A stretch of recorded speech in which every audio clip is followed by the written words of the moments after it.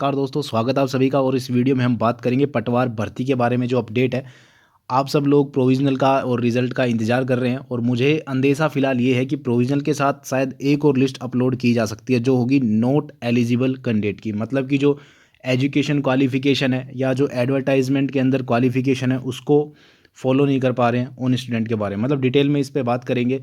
उसके अलावा provisional list कब तक आ सकती है, कैसी आएगी, विभागीय प्रक्रिया में क्या होगा, क्योंकि 3 महीने तो रेवेन्यू ने लगा दिए, उसके बारे में भी हम डिटेल में बात करेंगे।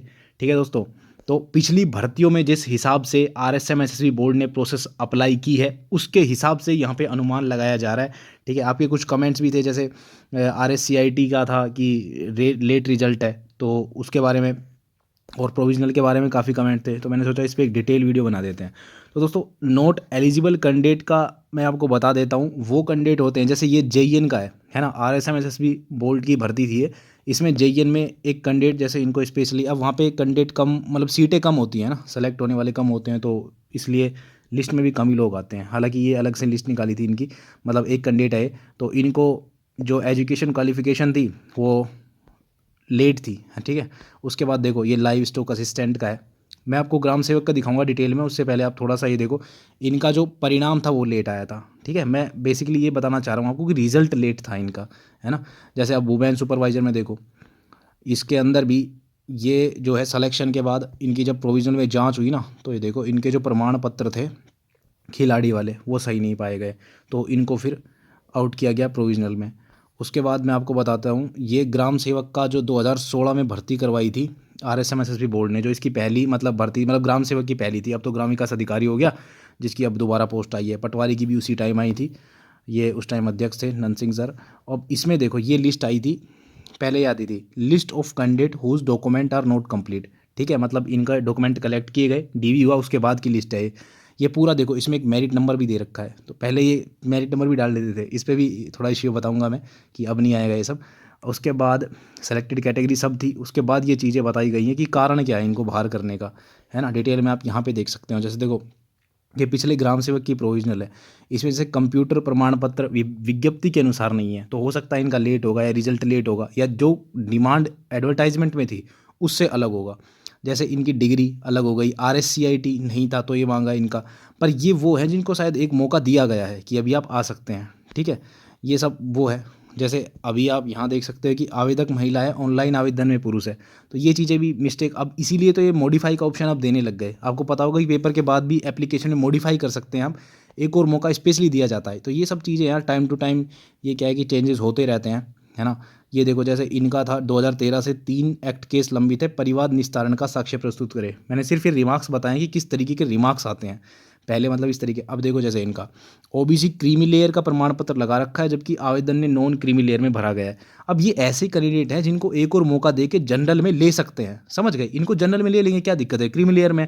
बट कोई ऐसा कैंडिडेट आ गया जिसकी आरएससीआईटी लेट है, तो उसको तो फिर आउट ही करना पड़ेगा, जैसे इनके एडवर्टाइजमेंट में लिखा है। ठीक है, तो वो हो गया नोट एलिजिबल। मैं आपको नोट एलिजिबल का भी बता दूंगा। ये सब क्या है, पहले की भर्तियाँ हैं। जैसे ये अब मैं आपको दिखाता हूँ कि 2019 में इन्होंने कैसे भर्तियों को कंप्लीट किया, किस तरीके से।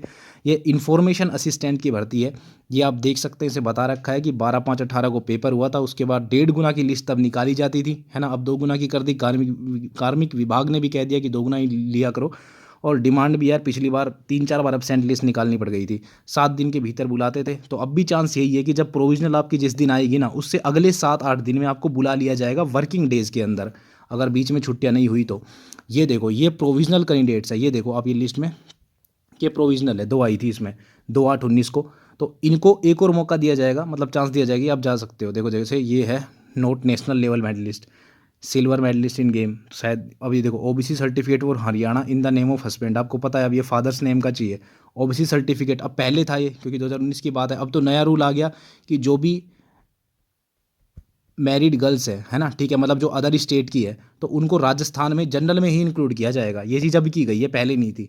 तो अब ये सब चीज़ें जब होती है, इसलिए ये चेंजेस लाए जाते हैं। ठीक है, जैसे आपको मैं दिखा देता हूँ ये, जैसे candidate belong to Haryana and has been married in Rajasthan, तो she can't avail the benefit, क्योंकि अब उनको सबको जनरल में लिया जाएगा। उसके अलावा नेशनल लेवल मेडलिस्ट नहीं है, ये है वो है। तो आपको पता है स्पोर्ट्स में 5 गुना लिए पटवारी भर्ती में, क्यों लिए, क्योंकि ये चीज़ें वो वेरीफाई नहीं कर पाते हैं। ठीक है, तो इसलिए उनको आउट करना पड़ता है, इसलिए ज़्यादा लिए, इनको दिक्कत होती है।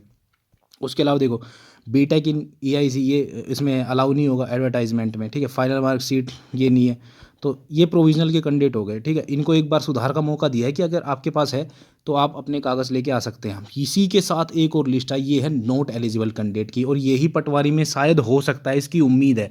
इस नॉट एलिजिबल में कौन कौन आ सकता है, देखो मैं आपको बताता हूँ। जैसे यहाँ इनकी बीटेक है, ये लेट है जहाँ तक मेरे को लग रहा है। इनकी BCA की डिग्री में दिक्कत है, ये गेम सर्टिफिकेट में दिक्कत है, तो इनको इन्होंने कंप्लीटली एक तरीके से आउट कर दिया कि इनके पास सर्टिफिकेट है ही नहीं, है ना। उसके अलावा आप यहाँ पे देखो, ये सारे के सारे वही केस हैं।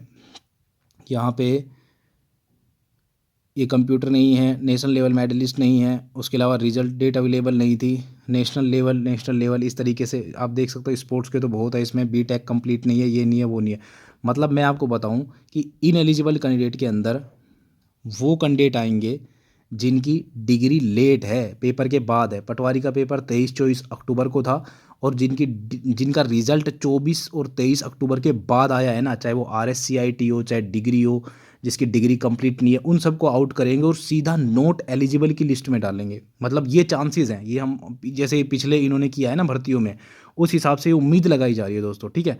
तो प्रोविजनल होगी जिसमें एक मौका देंगे, बाकी सबको बताएंगे विद कारण कि आपको क्यों बाहर किया जा रहा है। जैसे देखो इनका ये ओवर एज है, इनकी DO भी बताइए, अभी ओवर एज है, तो इसमें कोई ऑप्शन ही नहीं है कि इनको इंक्लूड किया जाए भर्ती में, ठीक है। बाकी ये स्पोर्ट्स पर्सन की है सारे के सारे। और ये 8 मार्कशीट कब की है, 22 से 18 की, तो इनको पहले की चाहिए थी। तो ये विद कारण बताते हैं प्रॉपर कि क्यों बाहर कर रहे हैं। तो इस तरीके से 2 लिस्ट आ सकती है, प्रोविजनल जिसमें एक चांस दिया जाएगा, और नॉट एलिजिबल जिसमें चांस ये नहीं देंगे। अब मैं आपको बता देता हूँ कि अब जो प्रोसेस चल रही है डिपार्टमेंट में वो क्या हो सकती है। पहली बात तो मैंने आपको 2 लिस्ट बता दी जो आएगी एक ही परफॉर्मे में, कि ऐसे कैंडिडेट जो एलिजिबल ही नहीं है, और एक प्रोविजनल। ये जो एलिजिबल नहीं है ना, जिनका लेट रिजल्ट है या इस टाइप के स्टूडेंट जो हैं, ये रेवेन्यू ने अपने स्तर पर लिस्ट बना के इनकी भेजी है। वैसे इनकी भी है प्रोविजनल वालों की, तो इनमें कोई खासा जरूरत नहीं है चेंज करने की। बस ये इनको वेरीफाई करना पड़ेगा RSM SSB को भी एक बार, ताकि वो अपडेट करेंगे एक साथ, तो ठीक है। मेरे हिसाब से हो सकता है शायद 200-300 कैंडिडेट ऐसे होंगे मेरिट के अंदर, मतलब जो शायद इस चीज़ से बाहर हो जाए। उसके अलावा एक प्रोविजनल आएगी जिसमें लोगों को चांस दिया जाएगा। जैसे मान लो किसी का OBC का नया सर्टिफिकेट चाहिए, EWS का कुछ दिक्कत हो गई है ना, इस तरीके से चीज़ें। और हो सकता है इसमें भी 600-700 कैंडिडेट ऐसे होंगे जिनकी प्रोविजनल की लिस्ट बनाई जाए। अब ये प्रोविजनल की लिस्ट में ना दोस्तों बहुत चीज़ें ध्यान में रखनी पड़ती है। जैसे आप देखो इसमें एक एक चीज़ इन्होंने बताई है कि क्या दिक्कत है।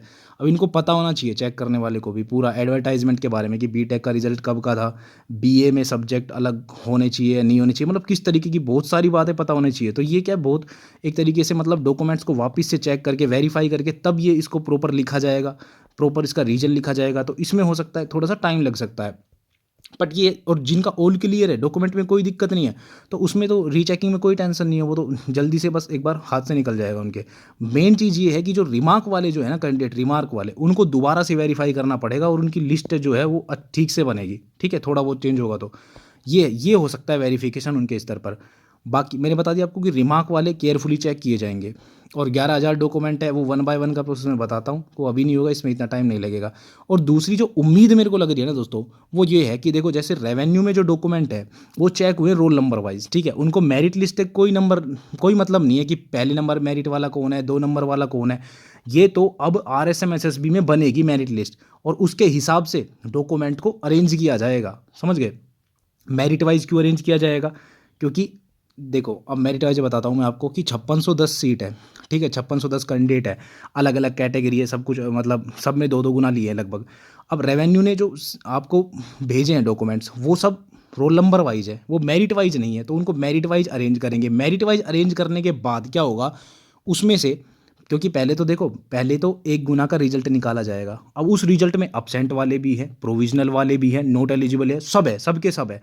मतलब जो 25 जनवरी को लिस्ट आई उसी से ही सीधी बना देंगे 5610। लेकिन उन 5610 में से बाहर होने वाले बहुत है, वो कैसे करेंगे। 5610 की लिस्ट बनेगी, हालांकि लिस्ट तो वो नंबर वाइज बनेगी। उसके बाद उसमें से पहले अब्सेंट को हटाया जाएगा, हटा दिए। उसके बाद नॉट एलिजिबल जो है, एलिजिबल नहीं है, उनको हटाया जाएगा। और जो डॉक्यूमेंट आएंगे ना, मतलब जो लिस्ट में नाम आएगा बच्चों का मेरिट वाइज, उनको फिर डॉक्यूमेंट को मेरिट वाइज अरेंज किया जाएगा अभी से, ठीक है। उसके बाद क्या होगा, प्रोविजनल साथ के साथ तैयार होती रहेगी, जो रेवेन्यू ने भेजे हैं उसको वेरीफाई करके और चेक करके।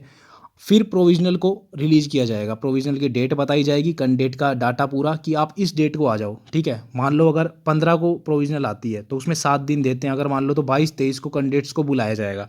अब वो डिपेंड करेगा यार, कितने भी डॉक्यूमेंट हो सकते हैं, किसी को नहीं पता, 500 है, 700 है, कितने भी हो सकते हैं। उनको प्रोविज़न वालों को बुलाया जाएगा, वेरीफाई किया जाएगा। अब मान लो 700 कैंडिडेट बुलाए तो ज़रूरी थोड़ी है 700 के 700 जाके डॉक्यूमेंट दे देंगे कि साहब ये लो हमारा कंफर्म हो गया, नहीं। ऐसे इसमें से भी 200-300 लोग तो होंगे जो आउट होंगे प्रोविज़नल के बाद भी, क्योंकि कुछ ऐसी चीज़ें हैं जो शायद नहीं प्रेजेंट कर पा रहा अगला पर्सन, तो बाहर करना पड़ेगा। तो अब क्या होगा कि प्रोविज़नल लिस्ट का बोर्ड ने वेरिफिकेशन करवा लिया।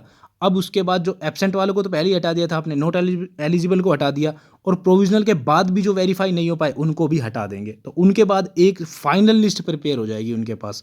मतलब ऐसे कैंडिडेट जो ना एब्सेंट थे, मतलब एलिजिबल भी हैं, तो ये सही तरीके से लिस्ट तैयार होगी। क्योंकि वही है ना, मान लो 6000 भी अगर ले ले तो उसमें से 200-300 एब्सेंट वाले, 200-300 ये प्रोविज़नल वाले, इस तरीके से काफ़ी कैंडिडेट आउट होते हैं।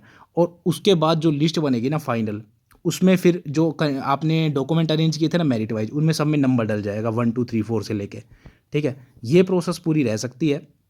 जो मैंने विभागीय प्रक्रिया आपके साथ शेयर की है, मतलब कि आपके जो रिमार्क्स वाली चीज़ें हैं वो अच्छे से वेरीफाई होंगी, और उसके बाद ये सब प्रोसेस हो सकती हैं। ये जैसे पिछली भर्तियों में हुआ है, पिछले जो नोटिस है उसको देख के उस हिसाब से मैं आपको जो अंदेशा मेरे को लग रहा है वो चीज़ें आपके साथ शेयर कर रहा हूँ।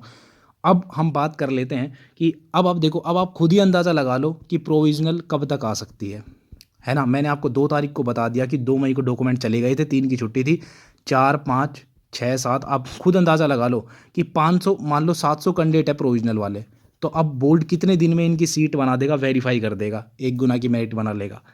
ये चीज़ आप खुद अंदाज़ा भी लगा सकते हो। तो देखो दोस्तों, इस पे अगर अंदाज़ा लगाएं प्रोविज़नल का, तो आज 4 तारीख है, ठीक है।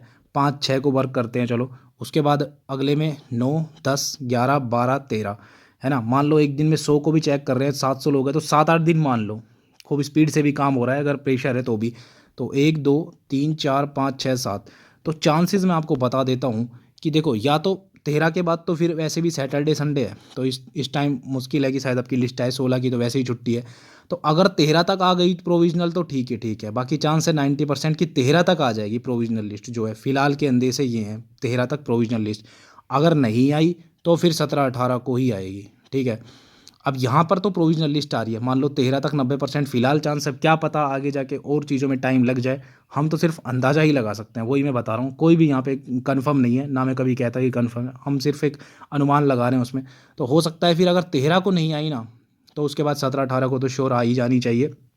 चलो अगर 13 को भी अगर आपकी लिस्ट आती है ना, तो 7 दिन का टाइम देंगे। मान लो 20 को बुलाया, 20 21 को बुलाते हैं, वैसे सैटरडे है पर मान लो 20 21 को बुलाते हैं, और उसके 7 दिन बाद रिजल्ट, यानी कि हो सकता है 27 को या 30 31 तक रिजल्ट आएगा, वो भी अगर 13 तक आ जाए तो। अब मान लो अगर 17 को लिस्ट आती है ना, तो फिर वो आपको बुलाएंगे 24 25 को, और फिर रिजल्ट आपका 31 या उसके बाद जा सकता है। मतलब अगर लिस्ट आ गई 13 तक तो रिजल्ट आ जाएगा मई में, और अगर लिस्ट आई 17 18 को तो फिर जून का फर्स्ट वीक भी जा सकता है। ये चीज़ है। बाकी उम्मीदें हैं कि 13 तक शायद आपकी जो प्रोविज़नल वगैरह है, वो जो ये काम है RSM SSC बोर्ड अपना कंप्लीट कर ले, और उसके बाद आपका प्रोविज़नल वाले बच्चों को बुला के और रिज़ल्ट इस महीने में दे दें। तो यही इंतज़ार रहेगा दोस्तों, कोई भी कंफर्म नहीं कह सकते इस पे। बाकी उम्मीद है शायद कर ले 13 तक, क्योंकि यहाँ पे तो संडे जा ही रहा है, तो उनको पता है अगर आज नोटिस दे देते हैं तो 7 दिन में बच्चे यहाँ पे आ सकते हैं। तो ये इन्फॉर्मेशन मेरी तरफ से थी, जो मेरे को अंदाज़ा लग रहा है, अंदेशा लग रहा है। बाकी और कोई अपडेट होगा, कुछ चेंजेस होगा इस भर्ती से रिलेटेड, कुछ भी चीज़ होगी तो वो आपको अपडेट करके बता देंगे। तो अभी आपने इतने दिन इंतज़ार किया है और कर लीजिए, हो सकता है इस मई में ही आपका फाइनल रिजल्ट जो है वो आ जाए। अभी तक ये उम्मीद है कि शायद तक आपका रिजल्ट मई के अंदर आ जाए। बाकी देखते हैं दोस्तों। तो यही था मेरी तरफ से आज की वीडियो में। अगर कोई अपडेट होगा तो बता दिया जाएगा। मिलते हैं आपसे नई वीडियो में नए अपडेट के साथ, तब तक के लिए धन्यवाद।